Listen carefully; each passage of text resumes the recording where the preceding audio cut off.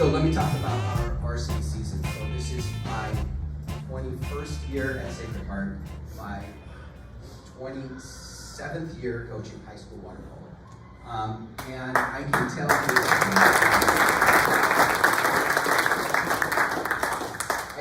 you two things for sure at this point. One, teenage boys are going to make some really stupid decisions. That's one, I promise you that. And two, they almost always break through. They get there. And when they get there, it's not on our time frame, it's on their time frame. And so I kind of equate that to our team this year. So yes, we made some stupid decisions. We spent the first portion of the season figuring out we were not very good at basketball.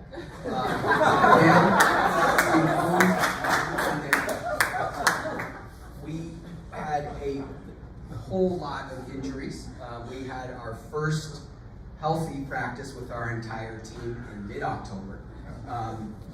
We went down to the Elite Eight, and for lack of a better term, we got our teeth kicked in.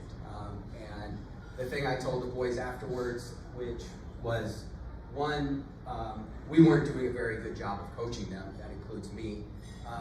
We weren't getting through to them. Our lineups were terrible. Everything was just bad at that point. And we were the first ones to admit that. And I really feel like that was the point for us at our absolute lowest. And they kind of had two choices of where they were going to go with our season. And they came roaring back. And for me, it was this game against Harvard Westlake at the North-South, which we were just a little bit short. We didn't win, but it was one of the top teams in the country. And we lost by a goal. And I felt like afterwards, the guys, the coaching staff were just like, we could really do this if we wanted to. And everything starts clicking. The team is fully engaged. And as I said before, the breakthroughs do come eventually. It's not when I wanted them in September.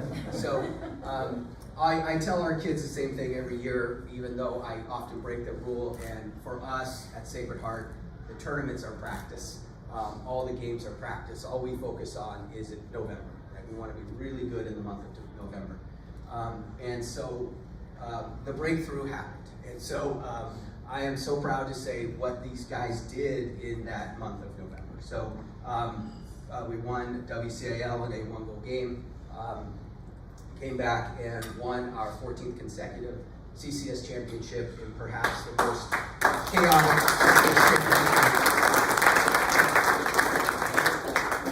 And then the final week of the season, we went through the number 1 team in Northern California and the number 3 team in Northern California in 72 hours. And without question played our best 2 games, our last games of the season. So congratulations to those guys.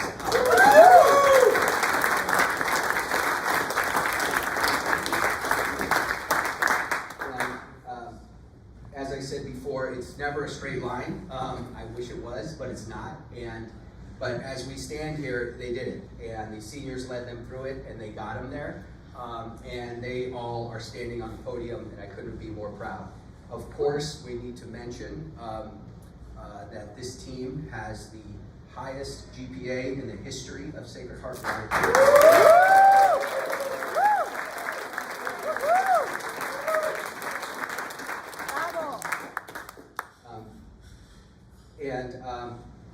Hopefully the younger kids in the room are looking at that and seeing that as I tell the kids all the time, all things are possible. You can be a member of the varsity team, you can have an amazing GPA, you can have a great social life, you can do everything.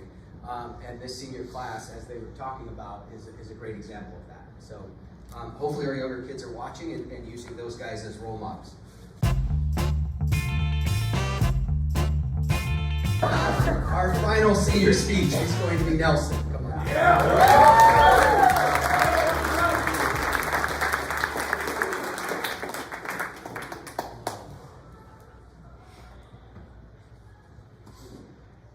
So Nelson is a 2-year starter for us.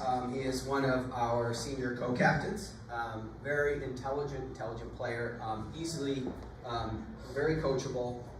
plays great perimeter defense, but the thing we're going to miss, and Nelson's strength for sure is, I feel like, and I think everyone will agree with this when you watch our games, Nelson scores the most timely goals of anyone on our team. When we need them most,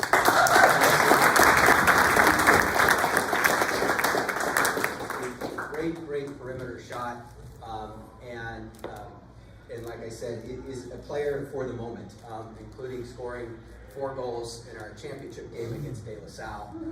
Absolutely carried us in that game. We appreciate his leadership in and out of the pool, and we're looking forward to seeing him play next year at Claremont.